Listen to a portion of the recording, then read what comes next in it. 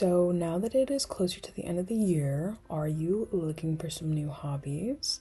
Well, if you are, you have stumbled across the right video. If not, and you just want some cozy vibes, you're also in the right video because we're just going to be trying out some nice, cute little hobbies and just kind of chit-chatting about things that I like to do in my free time. I'm a really big hobbies girl, so make sure to subscribe to the bell so you know it's another one of my videos. And let's just get straight on into this video because we have a lot of hobbies to just kind of chill and talk about. So the first hobby is pottery or playing with clay. Personally, I'm using air dry clay. I will try to link everything that I use in this video down below. But I've actually been seeing the air dry clay trend for a little bit on TikTok, and I'm like, should I make some? And I've also seen like people making little cute magnets. So I originally went in with the intention of making cute little magnets, and I ended up making like 10 or 12 different ones, and I only ended up liking like 3 of them. So but this is honestly so fun to do. I feel like I've never had so much fun just playing around with clay. Super relaxing. I've been watching One Tree Hill, and I just put that show on. I play with some clay, and it's just super fun. You can also find a lot of tutorials on like TikTok, on YouTube, of people just talking about their tips and tricks on how to like make things with air dry clay. I will say in the beginning half of this video, I leave my clay open because I keep getting more clay out. But personally, if I was you, I would put the lid on it because again, air dry clay, it does dry while you're working with it. So I have water next to me, and I just use that water to kind of revamp up the clay, but also it smooths everything out. I'm starting off by making little magnets, and then eventually I end up kind of going a little crazy, and I made like a bunch of trinket trays. Here are some things that I think you need. Obviously air dry clay. You need some clay tools. I think it just makes everything so much easier. Water, as I said, and then some optional stuff, paint and Mod Podge. Well, the Mod Podge is just like, I know a lot of people use like resin or something like that, but I think Mod Podge is a lot cheaper and easier to find. So all of the stuff that I like made, I just sealed it with Mod Podge. The overall process of me doing this is me just flattening out my clay and then carving out my design, and then from there smoothing it out with water, and then adding any extra like details that is needed. From that, I think the water is probably the most important part. You smooth the top surfaces, you need to smooth the sides, everything. This is how all of my magnets looked right after I made them. I ended up, again, only liking like 3 of them. So, and then after that, I also made a bunch of trinket trays. You can see that after a day, they turn like white, but you need to make sure that they're completely dry, because I saw so many people talking about how, after 3 days is when they're completely dry. If you don't let them completely dry, then they will end up like the paint will end up peeling, and the clay is easier to break. I did make a paint palette, and it was so cute. I was so excited for it, and I don't think it was completely dry because when I Mod Podged it, I like moved it and then it like split in half, and I was so sad. But just like a little FYI. As far as things that you need, I'm also sanding down the clay because I saw it on, again, TikTok, but I also saw like just video tutorials of people with their clay. And again, this is my first time using it, so all of my little like trinket trays look a little rough. Good thing I was looking for more of an abnormal kind of look instead of like a normal one. A lot of people make stencils and just make the stencils from there. So the stencils are just really helpful if you want like exact measurements, exact size, you know that everything's gonna look perfect. Me personally, I was just doing this for the fun of it, and I think that when you're just mindlessly doing something, like I cannot tell you how much I've smoothed out this clay. Like I was just playing with it, I was smacking it, I was just like putting so much water on it, and then eventually when it came to painting time, I realized that paint is like not as chill as like the clay part, I guess, because when I made the clay I don't even know how to describe it. When I was making the clay, I just kind of did whatever felt right. When I was painting, I felt more pressure to like make it look nice. Maybe that's just a perfectionist in me. But again, you don't really, I mean, if you're looking for something specific, you would probably need paint. I think the one thing that's kind of optional, I mean, I was gonna say that Mod Podge is optional, but none of the things that I mentioned are optional, honestly. They just make everything easier. You could either Mod Podge or resin. I think resin is good if you are more a seasoned ceramic person. I'm a beginner, and also Mod Podge is just affordable and cheap to get and easy to get, honestly. So that's just my thing. I painted all of these little trinket trays, and I only ended up liking the little ones that I ended up using for my rings, which you'll see in the future. And then all of those magnets that I made, again, I only liked 3 of them. I also bought the wrong magnets. Like, the magnets I bought were way too big. This isn't really a tutorial type video. It's more of just kind of showing you different things that I made. I ended up hating this purple color, by the way, and I painted over it with like a mixture of white and purple to make it more lilac-y. I just felt this was like too bright for like my aesthetic or the things that I like.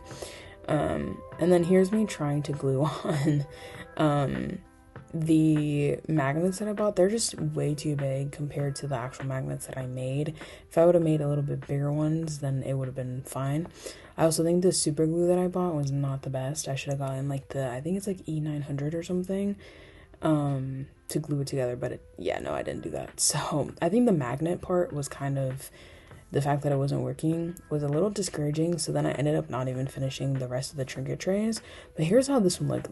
One of them is supposed to be like the little cute envelope emoji, and then the other one is supposed to be books. Does it look like books? I don't know. Then these are my cute little trinket trays. Again, look, my rings fit so perfectly, and I like that they're kind of like abnormal and imperfect because I'm imperfect. So I think they're just so cute, so tiny, and they were easier to make than the bigger ones because they dried quicker. So keep that in mind. The more clay you use, the more time it would need to dry. Another hobby that you can have is nails.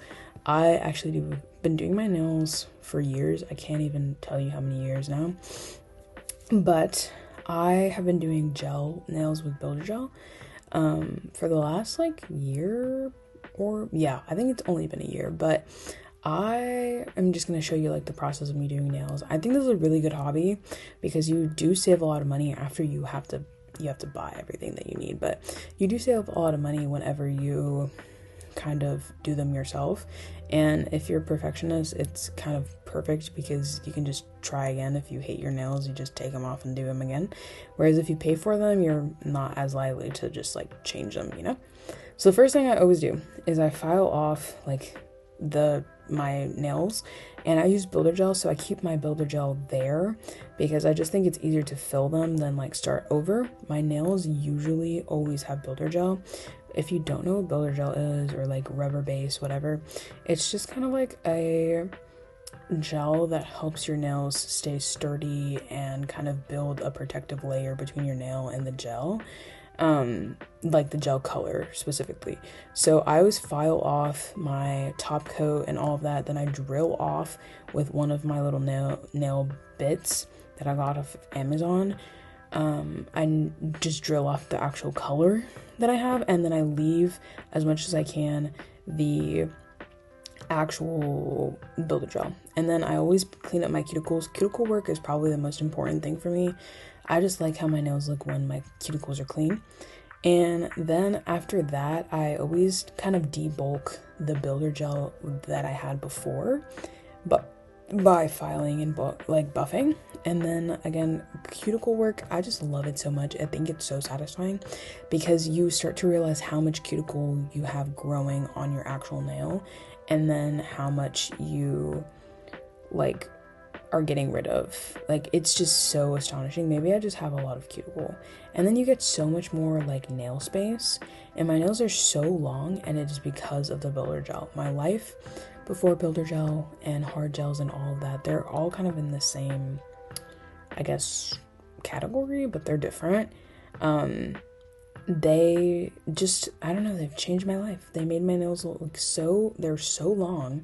People always think that I have fake nails on because I just use builder gel, like for every single set. I'm using these Sally Hansen like cuticle softener, and then I push them back and then I cut them, and then after that I just wipe all my nails with alcohol.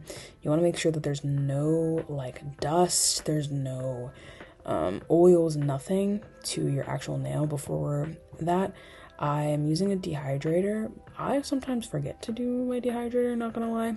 I bought this off of Temu. I'm not sure if it's the best, so don't buy that. But this protein bond is from like Young Nails or something like that. Again, I will try to link everything that I use down below. But this I actually think is really helpful, because before I used it, I feel like my nails didn't last as long, and now look at my nails. And then I'm using the Praise. It's called extending gel, but you can use it as a builder gel. You can also use it for Gel X as a like nail glue. They both work kind of the same way. And I'm building my apex, and I'm not even going to explain how hard it is. You have to do a slip layer, and you don't cure it, and then you go in with a bead and you just do like a back and forth motion and drag it down your nail until you have build your apex. I'm not a nail professional, I'm not a nail tech, I'm not licensed. I do this for fun, I do this as a hobby. I just love doing my own nails. So don't take everything that I say, take it with a grain of salt, because I'm not a professional.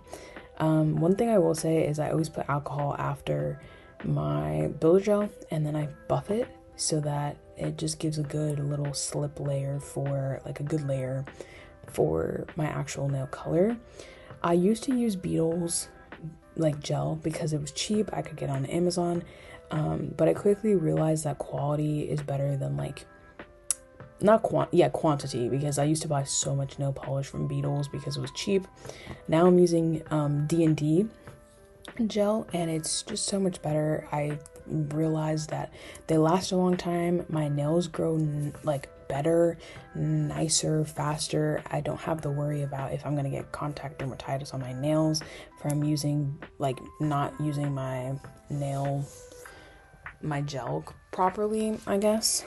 So this design I did was, I did 3, my pinky, my middle finger, and my thumb were all red, and then I used a nude base color. I think this one's called Sandy Nude from D&D, and I put little butterflies. I actually really love this set. The only problem is that my butterflies, since they're like foily, they kind of lift a little bit, and the only way that I stuck them down was through top coat. So if you maybe use a rhinestone or charm glue or nail glue in general, it would probably be better. I don't know, but I've noticed that they're starting to lift a little bit. But yeah, I'm not really good at explaining how I do my nails. I just do them, and then after I finish, I put my top coat from D&D again, and you can kind of see my little nail collection. I have way more than that, but here's how they turned out. They are so freaking cute, but again, the butterflies are starting to like stick to things, and I didn't realize that my pointer finger on my right hand is kind of like curved, like it's growing at a curve. I need to fix that for my next set, but you guys didn't even notice. It's okay. But yeah, I love this set so much. I do file them after, and that's pretty much the set, and put cuticle oil. My last little hobby is coloring. I've actually recently started this. I got these brush markers from Cali Art, and they are supposed to be a dupe for the Hoo Hoo ones. I don't know if you guys have seen those, but the Hoo Hoo ones are so expensive, but I heard they're really good quality, so they are kind of worth the price that you're getting, I guess. But the Cali Art ones, the one thing I will say is they smell so much like alcohol, and you're probably thinking, well, duh, they're alcohol markers. Well, the issue is, like, I will start coloring, and then I will leave my room, and I'll come back, and my room just reeks of like alcohol. Like, it's really, really bad. So if that's something that like bothers you, I feel like I didn't really notice it while I'm coloring. It's when I leave the room and then come back that I kind of notice it, that the smell is super, super strong. But I mean, if that doesn't bother you, if you are not sensitive to smells, then go ahead and buy these. These are honestly really good quality. I haven't had an issue with them. The only thing is, I have had some that like dry out a little bit fast because I use them for like the background of a whole page, but I think that might just be because I overuse them. So yeah, I got this little like coloring book from vllo. It's called Plant Life, and honestly I really like it. I know that a lot of people color like it's like an art, and I just don't have time for that. I don't have patience. If I start doing like really beautiful intricate designs with my coloring pages, I'm gonna end up being a perfectionist, and I don't want to do that. So but those are technically the 3 hobbies that I wanted to talk about. There's so many other ones. I also journal. I have a bunch of video. I wouldn't say a bunch. I just did a video actually about journaling. I like to read, which is another really good hobby. I do have a bunch of videos about reading. So there's just so many hobbies, and if you're in school and you're on winter break, I feel like these hobbies would be just really good for you. And let me know which hobby you're thinking about trying or picking up, or if you just liked the cozy little vibe from today's video. Thank you so much for watching. I appreciate you guys so much, and I love you guys. So thank you for watching. Make sure to subscribe and hit the bell so you never miss another one of my videos, and stay tuned for next Sunday's video, because I promise you guys it will be an amazing one. Bye guys.